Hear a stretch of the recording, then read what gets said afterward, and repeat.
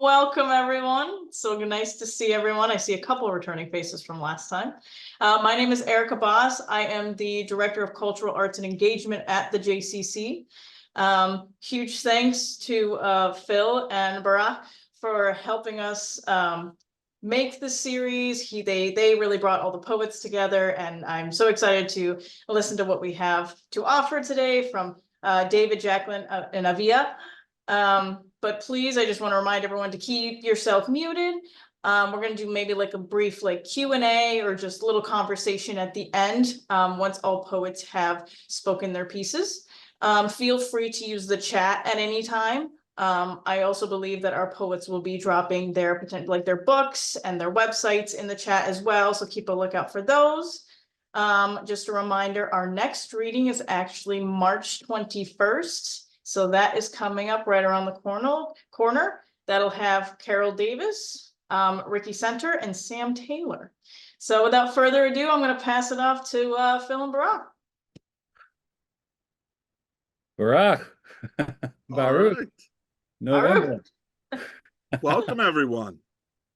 So nice to see all of you. Yes. Wow.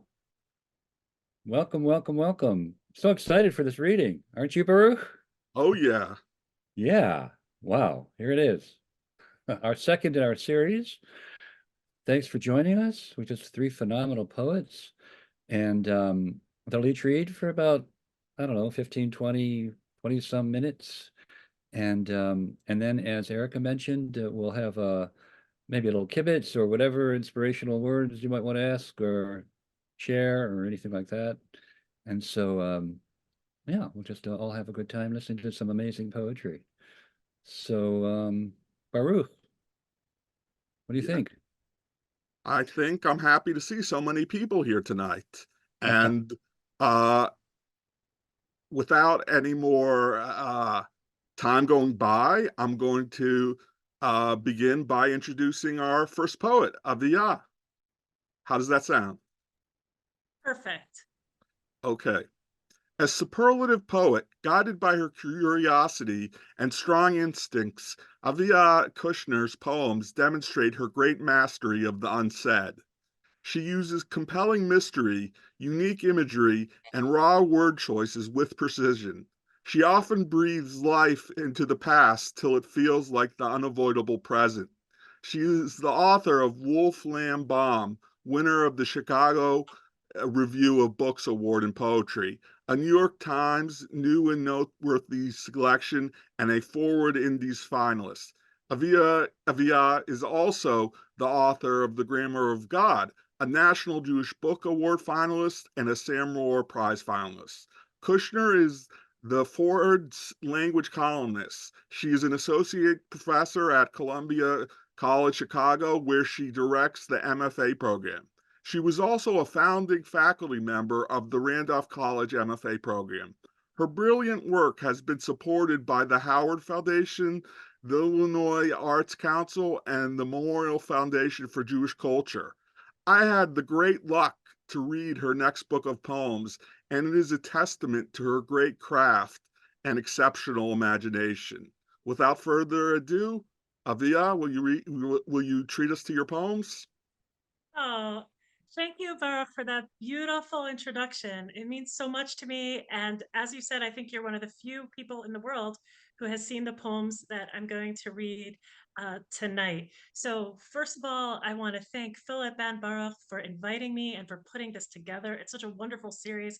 I'm so glad that there is this space for Jewish poetry. So thank you both. Thank you, Erica, to all the work that you are putting into this. And of course, I am super honored to read with my fellow poets, amazing readers, Jackie and David. So looking forward very, very much to hearing both of your work. Tonight, I want to acknowledge that this is a very difficult moment in the life of the Jewish people. And so I'm going to read poems from another difficult time in the life of the Jewish people, namely the Second Crusade. And I'm going to read poems about Rabbi Avraham Ibn Ezra, who some of you may be aware of. Ibn Ezra's commentaries, beautiful commentary, is on every page of the Mikrot Belot. Those are the big readers. There's the Torah, and then there's the commentaries around it. Ibn Ezra was also a wonderful poet, I think widely considered one of the top five among medieval Hebrew poets. And as some people know, I have spent a long time writing two books about Ibn Ezra. One is a novel, and one is a book of poems.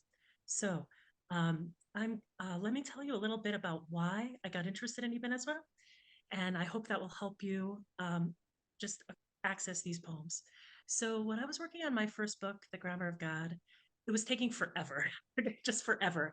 And I started to wonder about other Mefarshim, other commentators in Jewish history, and how on earth they did it. And so I started to investigate the personal lives of our Torah commentators. And I was kind of stunned by Ibn Ezra's life story. So Ibn Ezra had 5 children. His wife and 3 died young, and then his only son converted to Islam.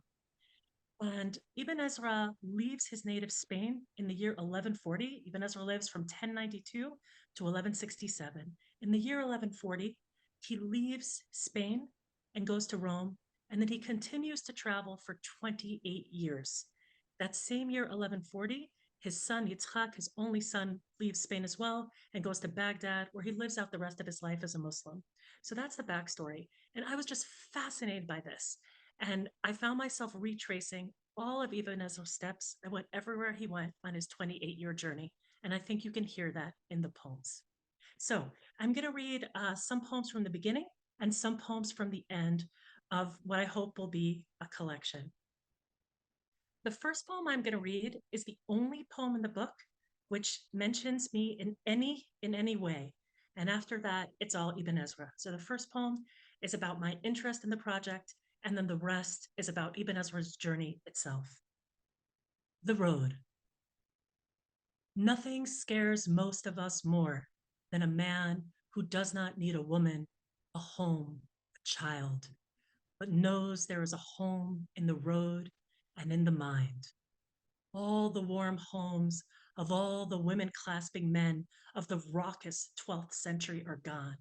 But my Ibn Ezra and his grammar, his tired feet, his obsession with stars and poems and the ticking of time, his wandering for years upon years, his failure at everything except the page, that part still lives in me. So I think you can hear that the 12th century was indeed raucous, battles between and within Christianity and Islam.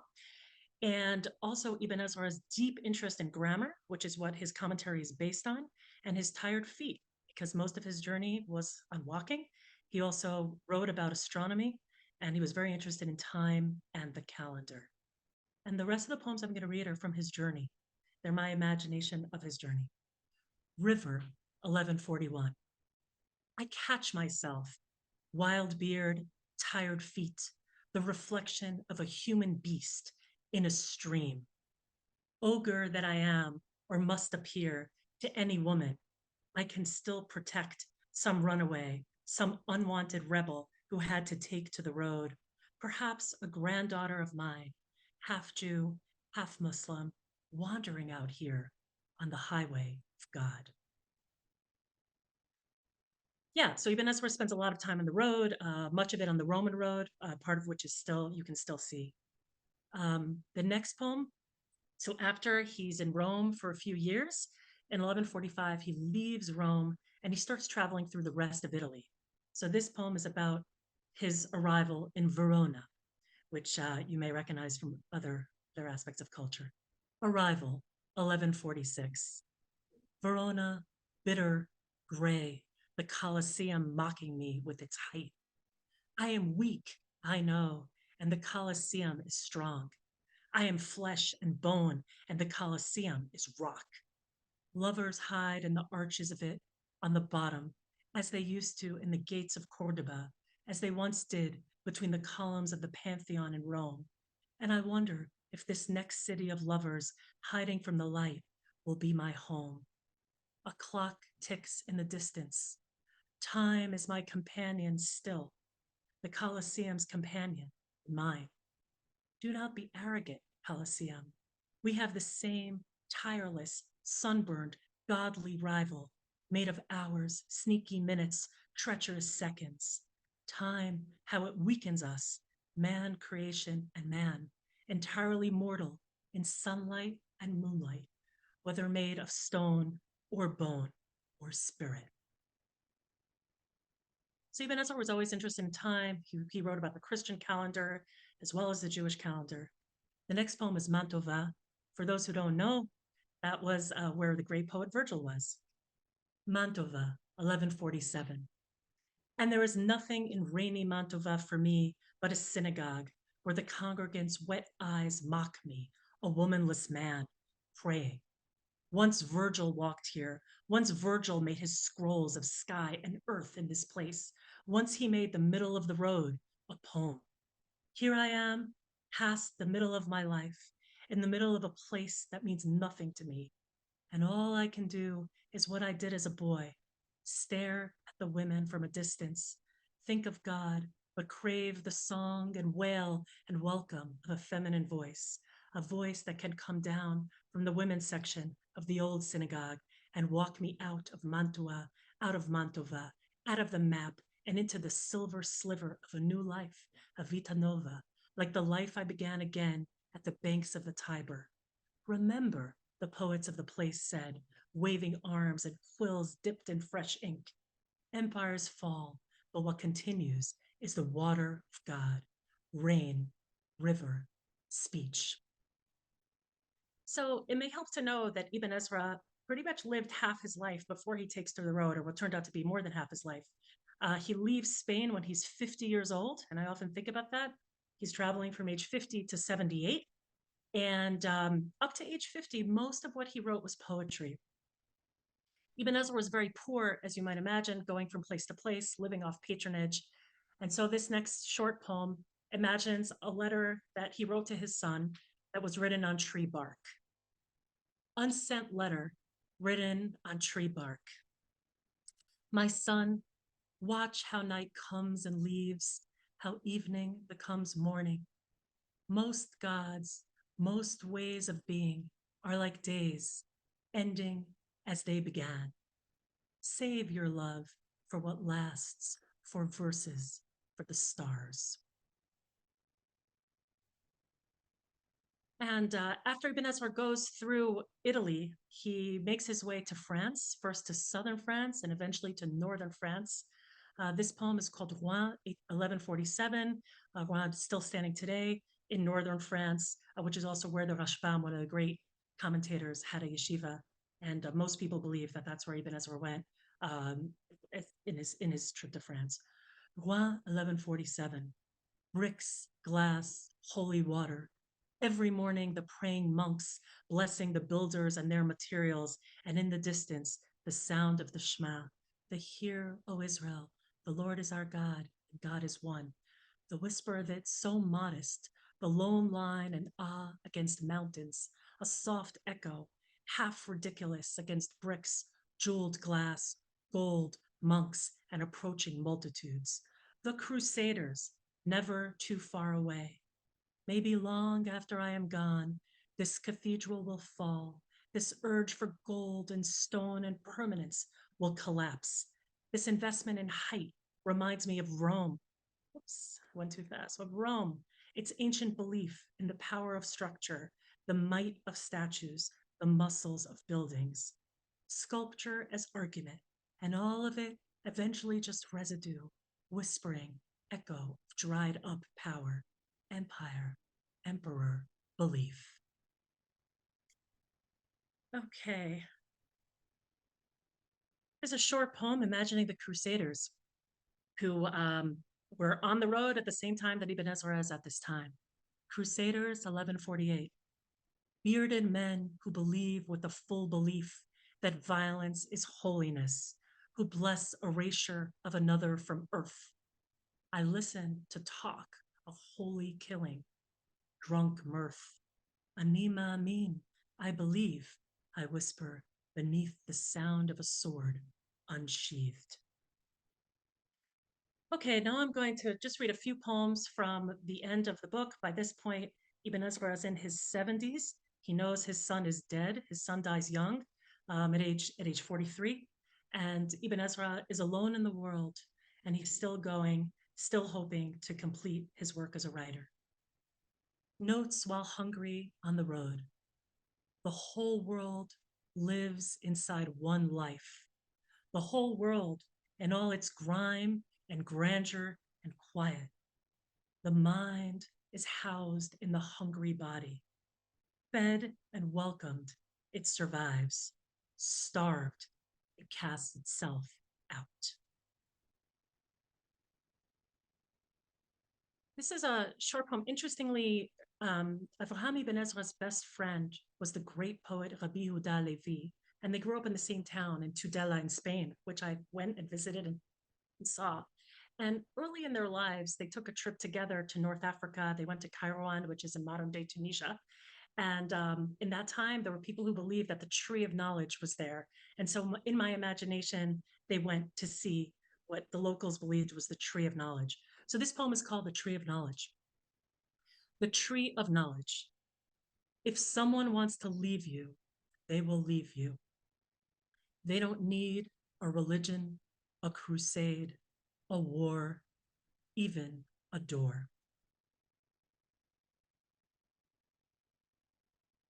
And these are just a few last ones. This is imagining Rabbi Yehuda Ibn Ezra. No, I'm sorry, so exhausted. Okay, Rabbi Yehuda Levi. So Rabbi Yehuda Levi leaves Spain. He goes with Yitzchak Ibn Ezra, that's Ibn Ezra's son, to Alexandria, Egypt. And many believe that Yehuda Levi was actually Ibn Ezra's father-in-law, meaning that Yitzchak Ibn Ezra was married to Yehuda Levi's daughter. That's what some say. It's a legend, some say it's history. Take your pick. And then in Alexandria, Egypt, they part ways, and Rabbi Yehuda Levi goes to his dream, which is going to the land of Israel.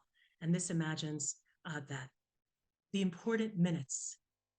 Yehuda sailed alone to the land he long dreamed of, a land of sand and swamps, insects and waiting beasts, the so-called land of God.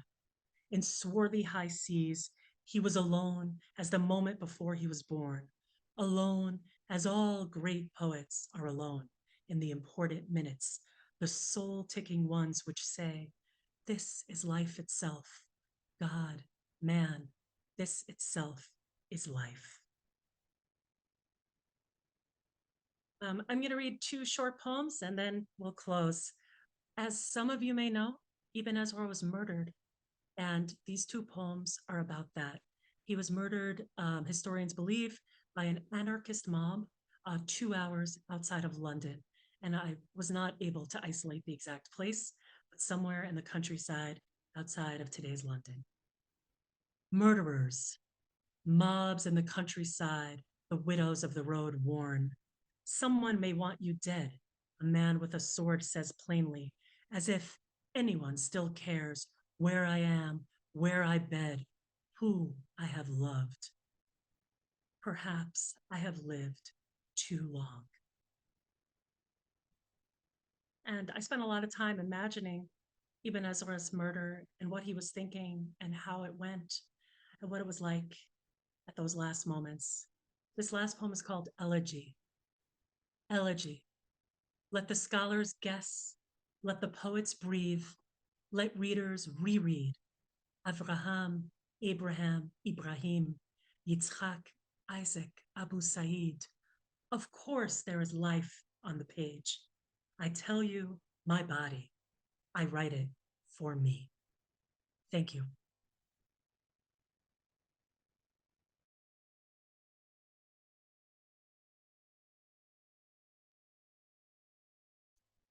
Thanks so much, Aviya. That was so wonderful. Thanks for bringing him here. Would he have guessed? Centuries later, he would be read by Aviya and this on a screen, you know. And that's how they live, right? How they live on. Yeah. Thank you for sharing that knowledge and wisdom and passion with us. Appreciate it. Okay. Jacqueline Osherow, you still here? I'm here. Thankfully. Jacqueline's ninth collection of poems, Divine Ratios, was published by Louisiana State University Press this last year in 2023. She's got, well, as you know, books, phenomenal books. She's received grants from the John Simon Guggenheim and Ingram Merrill Foundations, the NEA. Her poems have appeared in such obscure places like the New Yorker, the Paris Review, the American Poetry Review, Best American Poetry, you know, places like that. I like this, the Penguin Book of the Sonnet, and many other anthologies. She's a distinguished professor of English at the University of Utah when she's not on sabbatical in New York or going to Europe. Jacqueline Osherow wrote, if I write out of a specific tradition, it is the Jewish poetic tradition, American poet, though I am. And I love that she uninhibitedly owns this Jewish tradition. Her poems can combine a clarity of intelligence with a passionate heart.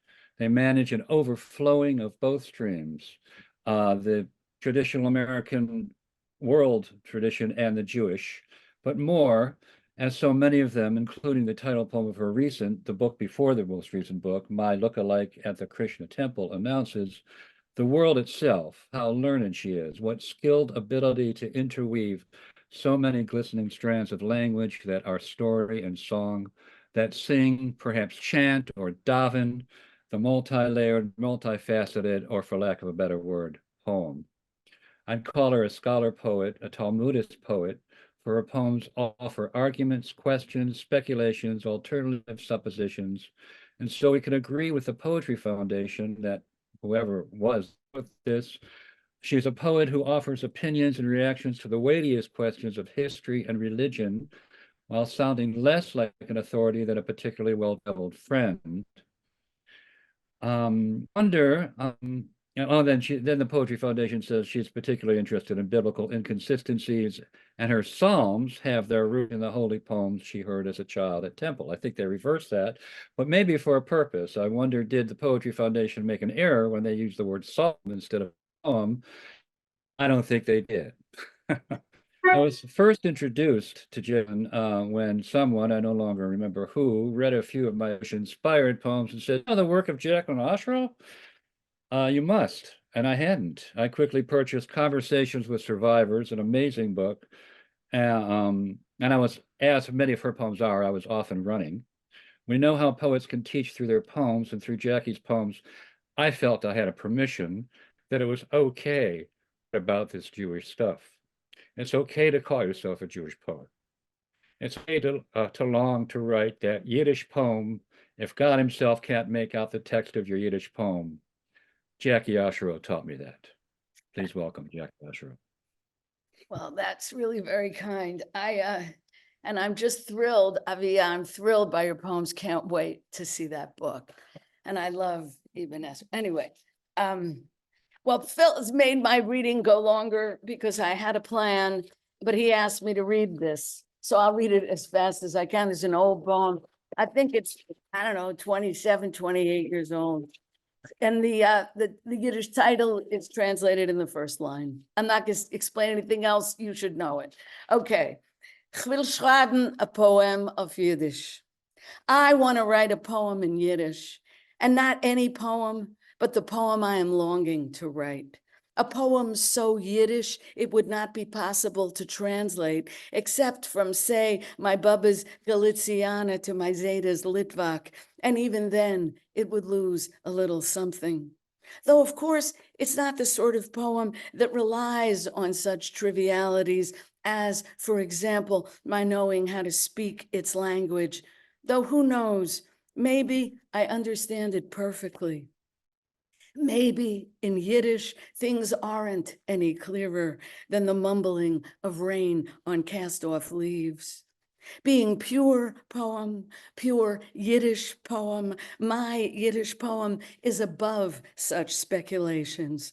Excuse me, is above such meditations, as I, were I fluent in Yiddish, would be above wasting my time pouring out my heart in Goyish metaphors. Even Yiddish doesn't have a word for the greatness of my Yiddish poem. A poem so exquisite that if Dante could rise from the dead, he would have to rend his clothes in mourning. Oh, the drabness of his noisy, feudal little paradise when it's compared with my Yiddish poem. His poems, they're everywhere, a dime a dozen. A photocopier can take them down in no time. But my Yiddish poem can never be taken down, not even by a pious scribe who has fasted an entire year to be pure enough to write my Yiddish poem, which exists, doesn't he realize, in no realm at all, unless the dead still manage to dream dreams.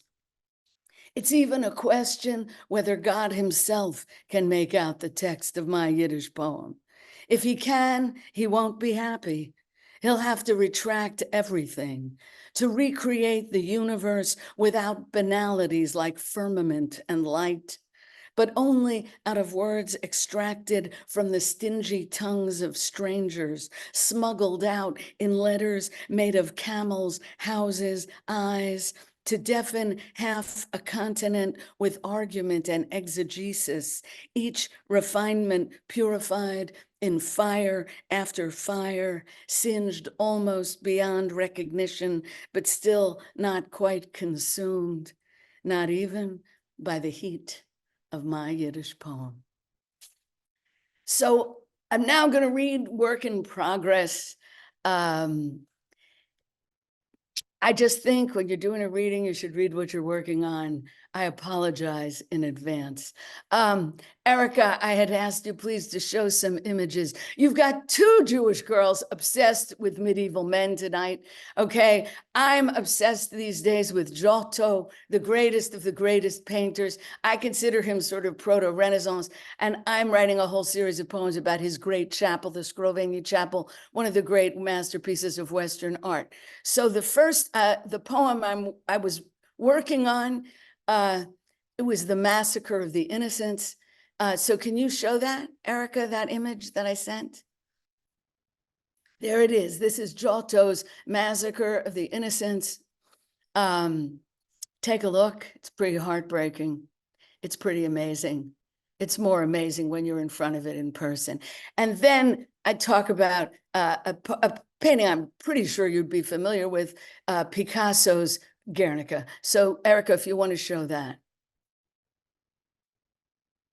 Okay, there's Guernica, which of course, you know, he was asked to paint for the Paris World's Fair. This is when the bombs were dropping on Guernica. Okay, so this is the last of the long poems in my collection that I was working on, and it has a coda, which I'll explain when I get to it. Okay, so, this is a nightmare. Okay. Would you like me Read to off stop the sharing, or computer do you want me to screen. keep it up? Oh yeah, no, actually, I don't know. I think leave them down.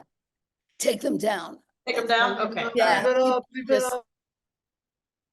If you keep one up, it should be the Giotto, not the Picasso. But if people want it up, but I'm just trying to get to the top of my poem here. It's not short. Okay, Massacre of the Innocents, Guernica, after Giotto, after Picasso. And I spent 3 weeks in the Scrovegni Chapel, 3 hours a night, okay? I'm thrown when a guide names Picasso, her laser printer on the very mother's face that brought him to my mind 40 years ago. I thought it was my own private hypothesis, how coming from two opposite directions, Picasso and Giotto meet in the same place. One from the cluttered real extracting essence, the other infusing the stylized Guernica, the Massacre of the Innocents, with acute pathos, so oversized, it defies its own dimensions, takes on substance, the walls and air it touches traumatized. Two bodies circling the same circumference in opposite directions must collide. I'd see Guernica daily, when at loose ends, just out of college, unemployed, not quite habituated in New York, my job hunt confusing and protracted. I spent my happiest hours in the dark, MoMA student membership in hand, a Lillian Gish series. I watched starstruck as she braved a drunken father, brutal husband, dust storm, blizzard, floating sheet of ice, broken blossoms way down east, the wind. In total silence, sound for her gratuitous, as were the few words in corny typeface. The story played out on her changing face. Between screenings, I'd roam the galleries, staving off my lackluster future with MoMA's open-handed paradise. The movies, black and white, the paintings, color, a crash symposium on how to see. The red studio, the girl before a mirror, and one outlier, black, white, and gray, straddling both camps, perhaps to shock or to mimic newsreels. I checked. Pathé did show the ruins after the attack. Or perhaps to join the multitudes in mourning. Guernica spent decades in New York, where Picasso had left it in safekeeping until Spain's democracy would be restored. Now it's our democracy that's floundering, and Guernica hangs safely in Madrid. I argued with it every day for weeks, but its sheer force of will wore me down. In those days, I resisted politics in art, a luxury of those at ease, as incompatible with the complex paradox, double meaning, qualities Guernica renders immaterial. Besides, we shared an enemy. The Nazis committed those atrocities, a trial run of their weapons and their methods, their intuition that they could kill civilians with impunity, that God's own hierarchs, up through the papal curia, fascists went to church, would turn their heads. But it's difficult to turn away from Guernica. Its shrill, blunt, accusatory fury, a hollowed out, inverted hallelujah that ricochets between your ear and eye, a decimated Basque town and the world. One woman's empty arms indict the sky, another's the air around her murdered child, in a no man's land of limbs and death and chaos. Their faces usurped, their terror distilled, now your terror. It's instantaneous. With certain paintings, seeing is bleeding. As with the most searing of these frescoes, part razor blade, part gouge, interceding between you and everything you know. The shards and fragments you've kept in hiding, even from yourself, forced into view with meticulous, excruciating focus. Shards and fragments? Don't I mean Picasso? Jagged colors on a giant canvas, my father coaxing me to pay attention. I'm 6. It's a favorite of his. Shape, pattern, color, squiggle, line, the 3 musicians. What musicians? All I can see is angular confusion. But then I pick out some telltale lines, staves, sheet music, eighth notes, triplets, a bow, which must mean that's a violin's mangled torso and strings and frets. Next, I spot the disembodied keyboard, a piano, easy, and a clarinet's top half with its bottom half obscured by a pushy, large-nosed profile of a man. I was wrong about that piano, I've discovered. I looked online. It's an accordion. So that's how the man can play it standing up. Odd, that I never thought to question why Picasso drew so roundabout a map to whatever it was he wanted us to see. I loved the game, the stomach-churning leap from incoherence to zigzag clarity, the hope held out that chaos isn't chaos, but a passing incapacity to see, or the incarnation of the breakneck pulse of an erratic, disorienting century lurching between doom and wild promise. Whereas for Giotto, despite the legendary darkness of his era, all was clear. It's faith, not knowledge, that offers clarity. The more you know, the murkier things are. Take quantum physics, string theory, poetry. Their circuitry shuts down with each exposure, and a fresh, indecipherable mystery surfaces with every fresh advance. Or take my homegrown theory of art history, the two painters rounding a circumference. Nonsense. It's just simple chronology. Picasso knew the murder of the innocents, had to know it. Great artists study their predecessors. Giotto's the North Star. So of course, when Picasso's beleaguered country needed a mural for the Paris World's Fair as the Nazis bombed a sleepy Spanish town, they came back to him.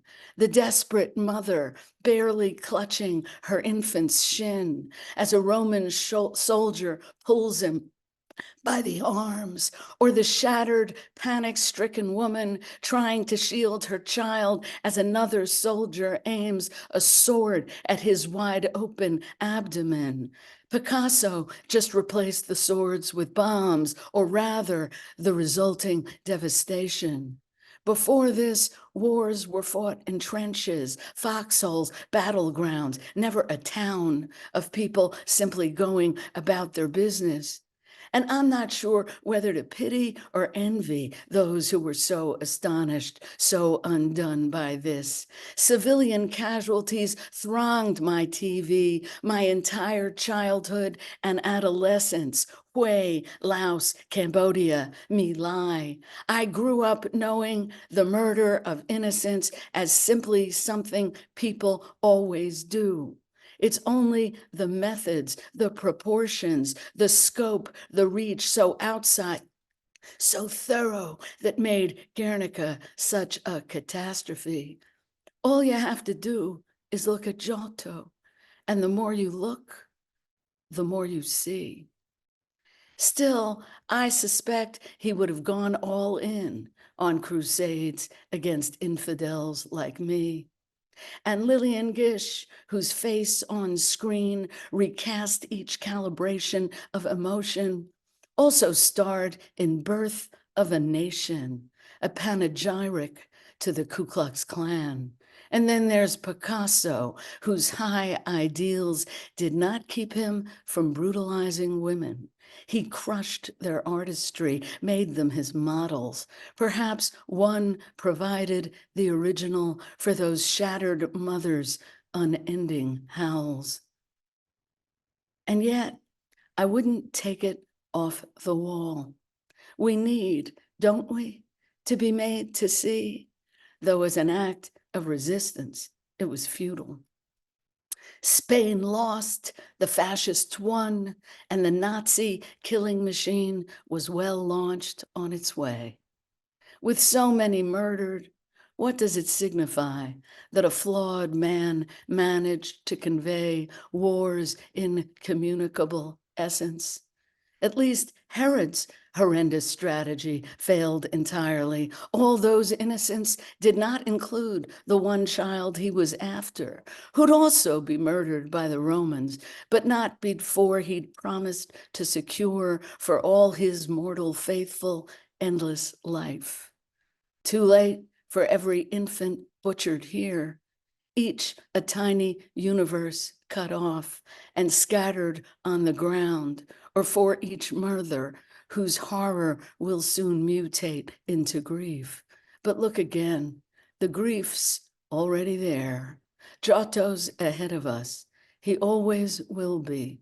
His fresco, an open-ended primer in the routine fundamentals of atrocity. We've betrayed, we've trespassed, we've been led astray. We've inflicted terror upon terror, and we're still insatiable. We've acted wickedly, dreaming up fresh terror for the future. We've counseled evil, led others astray, more sweeping, more immutable, more deadly. This fresco, not a fresco, but a prophecy, a highly polished, clairvoyant mirror reflected in another, error by error, slaughter by slaughter, massacre of innocents to Spanish Civil War. The horror at a distance to the horror just now enveloping the near horizon, accelerating, savage, closing in. So the date on that poem was September 30th, 2023. And as the months passed, it seemed to me that the poem required a coda. I'm still working on it. I dated January 27th, 2024. January 27th, of course, was the liberation of Auschwitz. And I did finish it around the 27th, but I worked on it again today. I feel I have to read it. I really don't want to offend anybody. It's really about where I am and how I feel. And I hope you'll just accept that I'm just doing my best here. Coda. January 27th, 2024. Chilling now to read Massacre of Innocents in the same breath as bits of the vidui, the word-by-word acrostic of transgressions we recite on Yom Kippur nearly hourly, along with the Al-Khait's exhaustive list, which over time, the same sins yearly, begins to make the process feel defeatist, suggesting as it does that our atonement is destined to fall short, the very best to hope for a different variant on each entrenched inveterate mistake. I meant to seize upon this disillusionment. My impetus was global, not specific. It's we, all of us who've ever lived. It's horizon, if ominous, generic. Who, this was September, could have believed such an attack might happen, such a response? And it's unbearable being undeceived, to lose my coordinates all at once, my strength, my sense, my balance, all in free fall. To look on as a massacre of innocence is committed, must I write this, by people with an ancient and exclusive claim on me? Their stories mine, their ritual my ritual, their language the one inkling of the holy I'm ever likely to apprehend. Am I delusional? To me, holy is a quality of syllable, not land, substanceless, subject to no boundary, no starting point, and certainly no end. Its sole constraints the mind or ear or eye through which it's pondered, absorbed, or heard. The Torah, Rashi says, cries out, explain me, from Bereshit, its baffling first word, a cry that goads us, be daring, humble, brave inconsistency, guard what's obscured, suspect the surface, mistrust the simple, unleash the counter message in the message. But the words I take apart and reassemble, for all their wandering, stay on the page, where quandary can be deduced away. I never dreamed a link to real-world damage. Remember Amalek. Blot out its memory. How both remember and blot memory out. You can't act upon what's contradictory. But the prime minister, after the assault, invokes Amalek. What does he say? Destroy all that they have and spare them not, but slay both man and woman, infant, suckling. There it is, Samuel 1. I know from chanting. And there it also is, Kfar Aza, Gaza, happening. Futile to insist it's a misreading, that between blot out memory and remember is eternal chaos, eternal warning. Vengeance is bottomless, festers forever, insatiable, a self-propelling trap. One day's victim, the next day's perpetrator. They swap places in a never-ending loop as every massacre begets another, confiscates the future, cuts off hope. Another massacre, another. Stop, just stop, just stop, just stop, just stop. Thank you.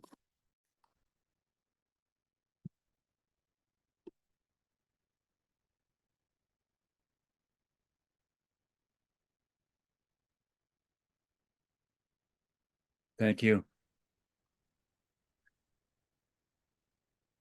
Thank you, Jackie.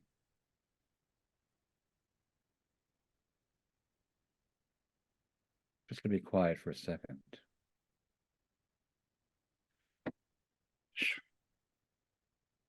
Thank you again.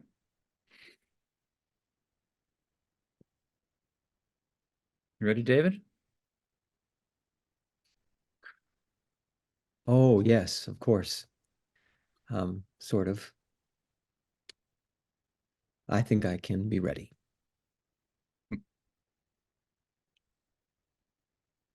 David Swerdlow is the author of the collections Nightstand. It looks like this. Isn't that a beautiful cover?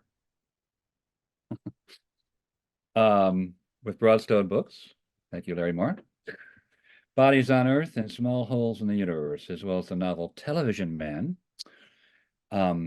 His poetry has been published in many wonderful journals, Poetry, American Poetry Review, Ira Review, Ohio Review.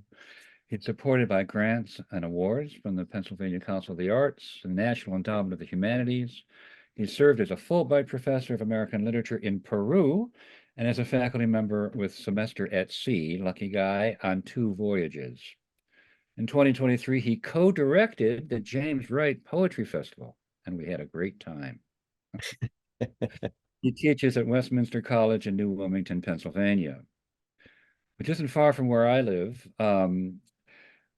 Between New Wilmington, Pennsylvania, and Grove City, Clarion, Pennsylvania, there aren't very many Jews, and there are even fewer Jewish poets. One afternoon, I was walking down the hallway at Clarion University where I taught, and a colleague said to me, "Hey, you're a Jewish poet. I guess you know David Swerdlow." I know, I didn't know him. But here we are, 2 Jewish poets who live not more than 20 miles away in Western Pennsylvania, and believe it or not, there aren't many Jewish poets who also love James Wright around here. And so we meet at a cafe in the middle of our respective residences and eat bagels and drink coffee and talk about poetry.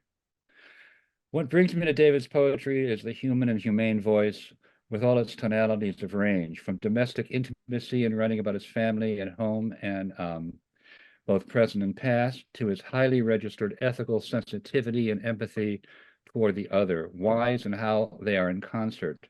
I'm listening, one poem says, to the female bird's scolding chatter. I'm listening to the world's rotation into grief. What brings Swerdlow's poetry, like James Wright's, into our communal conversation, our political arena, as it were, is its underlying and unswirling commitment as, but not a voice in the wilderness, but rather as he brings his attention towards his family, his and others, recognizes that we're all one big family, one that has to live and care for each other if this life is worth living. In other words, Swerdlow's poetry is the poetry of a citizen, as his long, multifaceted poem about Obama demonstrates, in a fragile democracy. let's put that on our nightstand. Hmm. Please welcome David Swerdlow. Thank you. And thank you, Aviya. I was listening to your work and listening to Jackie's and notions of violence and holiness in your poem about the Crusaders that carried me through into Jackie's amazing, amazing reading that brought us into such an awareness of massacre. So I'm sort of rearranging my reading. I'd like to begin with a poem that was that I began the day after the shooting in El Paso that you might remember. It was at a Walmart. A man drove about 4 hours and showed up at a Walmart in El Paso and gunned down many, many people, many of them Latinos. And my wife is from Peru. Her name is Milagros. It's hard to say, but she tells people to say it anyway. So I'll begin with that poem. It's called Breakfast on Our Patio After the Mass Shooting in El Paso. 19 people were killed, more. I fear a man whose voice sounds like mine will hear Milagros's voice. All of the English words coded in the beauty of her first language, and he will do her some unspeakable harm because we live in a renewed world of hatred. Every day I feel the white fist in my own pocket tightening. Every day I want to kiss Milagros and swallow her accented breath so that she may be safe and I may be safe. But this desire is a violence shrouded in affection. We sit alone in the backyard. Only the birds hear our small conversations about what the future holds. This may no longer be the country, she says, that makes the good possible. I spend the rest of the day sweeping the patio, the names of the dead: Javier Rodriguez, Elsa Mendoza de la Mora, Sara Regalado, y los otros, heard in the sounds the bristles make as they pass over the bricks we laid 20 years ago to make this floor in a summer full of promise. Milagros carries our empty plates inside. I hear her place them carefully into the sink. I feel her staring out the window into the hard world we never wanted to imagine.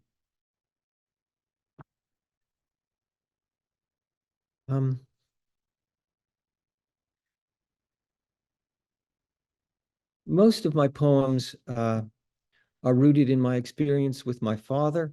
I thought I was writing a poem about a beaver pond once, and then it wound up being a poem about my father. I suppose this is a really hard poem for me. I suppose it's where most of my work, that's the gravity of my work, I suppose. This is a poem called Those Woods.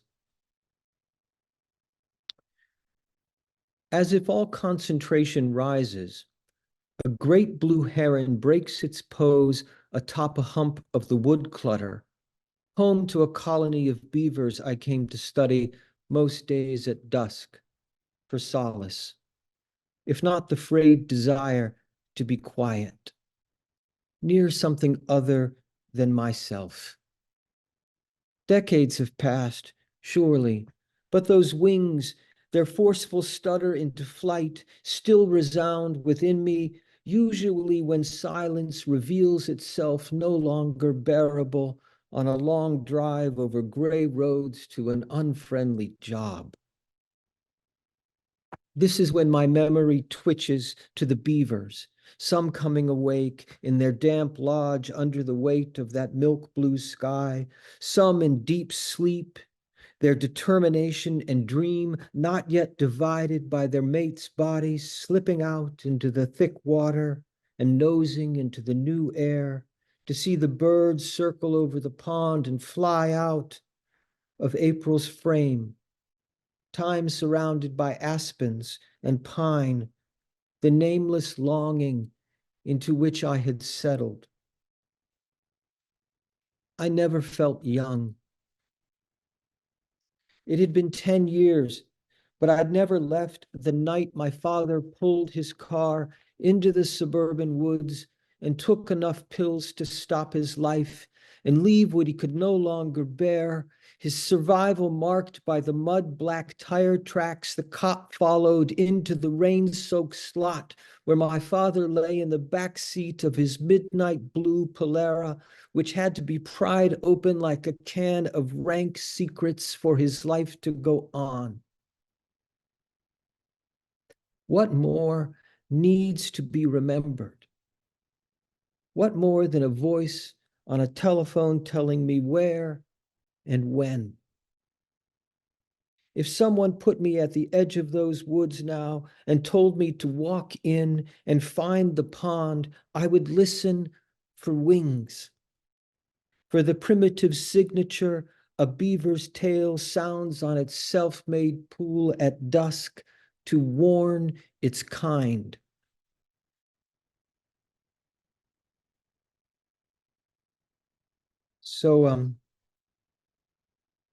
So I probably should read a poem about my mom. Um, my mom, uh, my mom worries. I'm Jewish. My mom worries.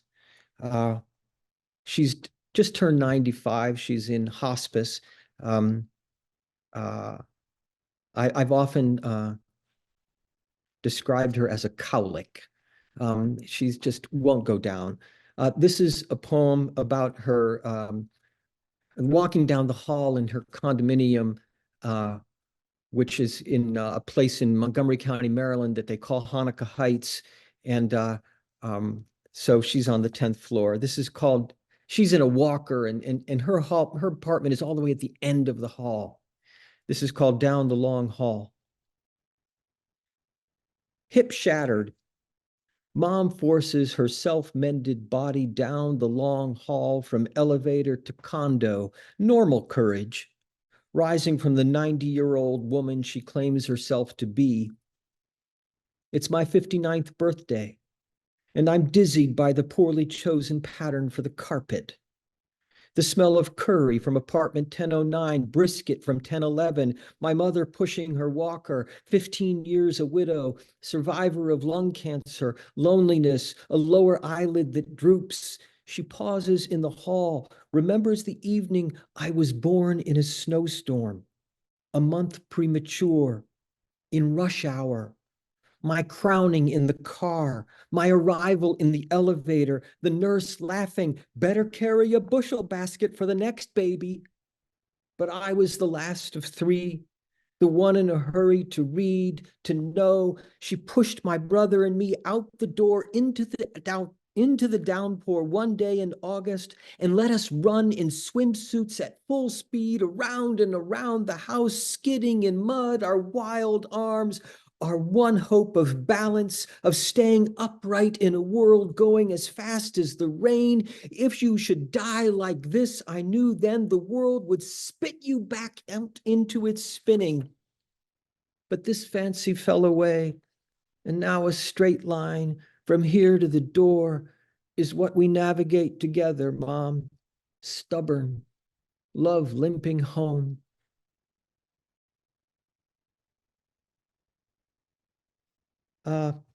Before we all began, we were talking about pronunciation and names and how do you pronounce Baruch and all of that. I grew up hearing about a girl named that my father called Shulamis.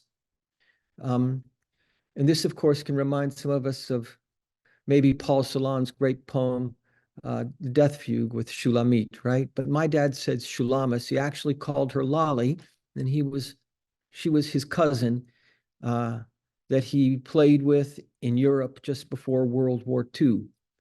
And he and his mother and sister got back to the United States, and they never saw Shulamis again. During semester at sea, there was some thought that maybe she perished at Stutthof, a concentration camp in Poland. Um, but I just kept hearing stories from my father my whole life about this girl. So here's my poem about that visit to that concentration camp. To Stutthof. Shulamis wafts through the lush leaves of the weed trees outside the window of the comfortable bus taking me to Stutthof, where I will see the dead shoes and the dead hair and think of the dead when I sit by the neat crematorium and hear the pretty bird song by the well-preserved cattle car and sit in the bright white ruins of one barrack to think about one girl who looked after my father and became our ghost in the trees, in the snow, and late at night to love as if love could look into corners and check documents and resurrect the living and the dead and lift us all, Shulamis, into your apron, whirling here and also above the woods in the park in Latvia, where you might have been stripped and shot and you might have risen, a sheet of gray paper into these dreams I cannot read.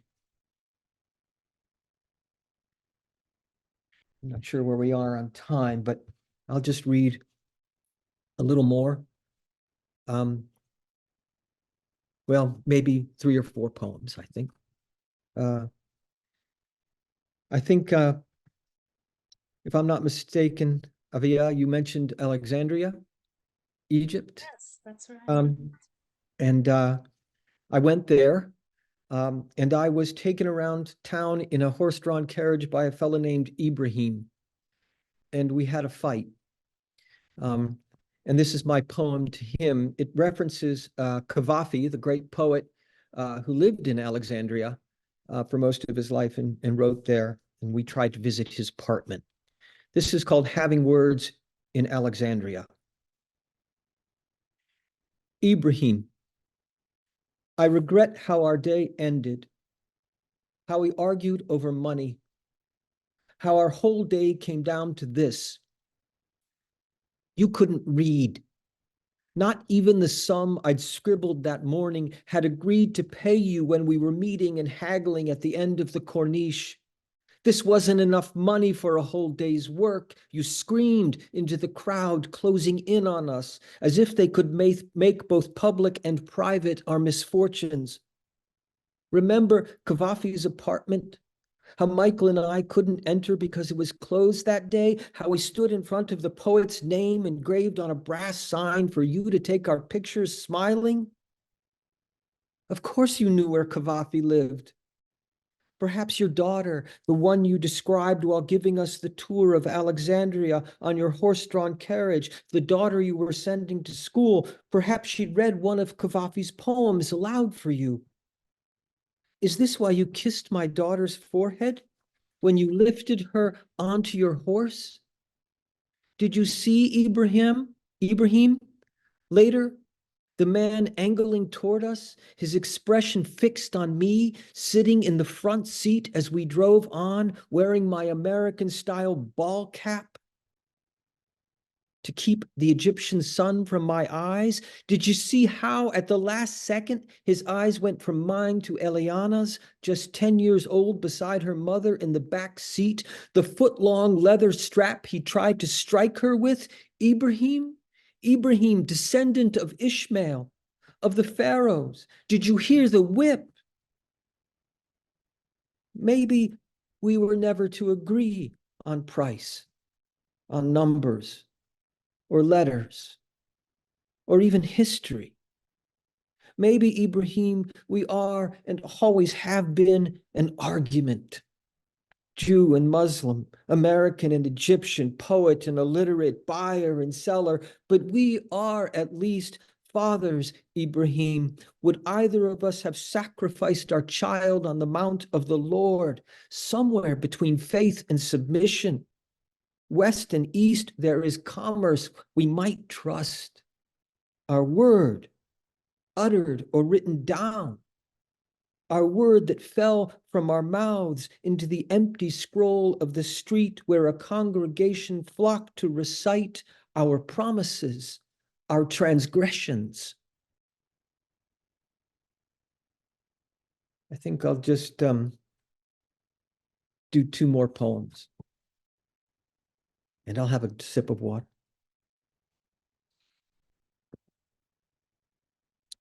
Our daughters. Our daughters. Our beautiful ghosts run down the hill. They love me, I hear myself say. And why not? Why not? I query in my small voice to the hill, to the maple. How long before they grow out of their bodies? If I call their names, bid them come home, they will. They'll sit by our imaginary fire and pretend to console me, and I'll pretend to be consoled. The hill and the maple, our old friends fall asleep and wake up. Comfort at least in that, my dear.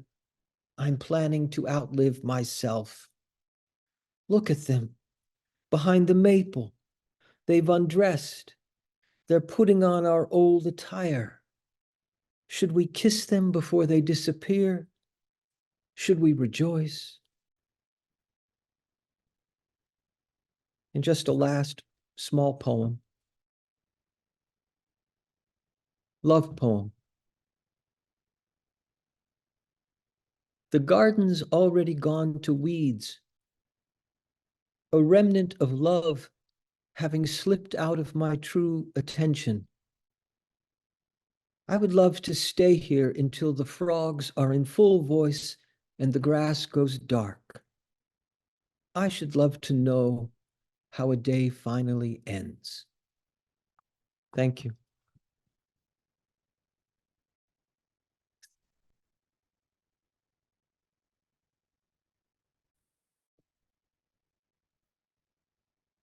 Wow.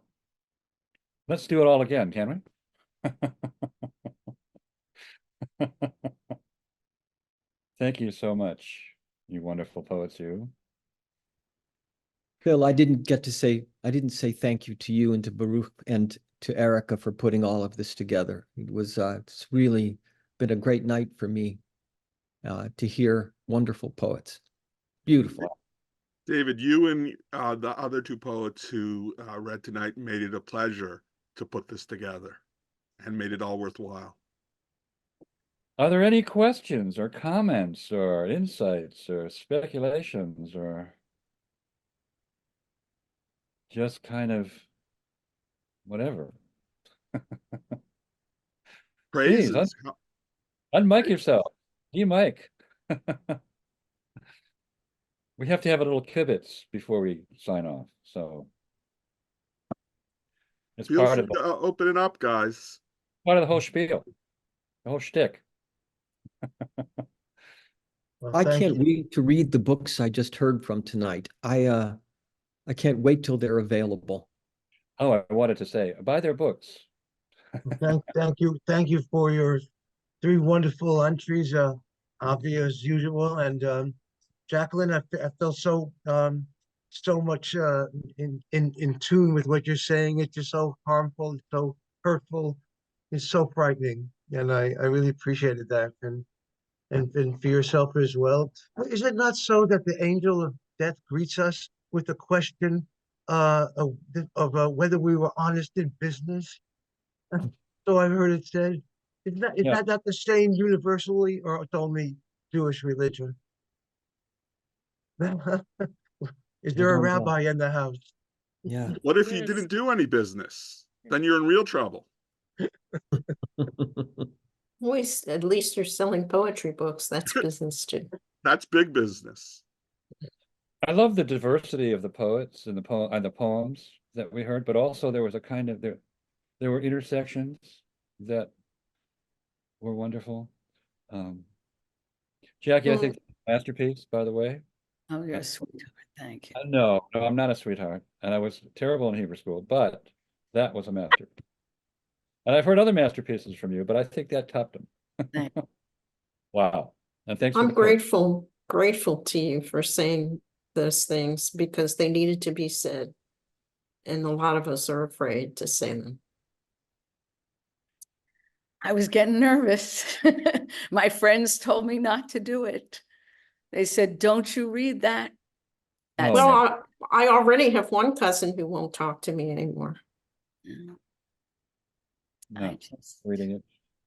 Thank you for bringing that to our attention. And David also has some strong poems as well. And yeah, just bringing that history back to us. Thank you so much, Aliyah. Wow.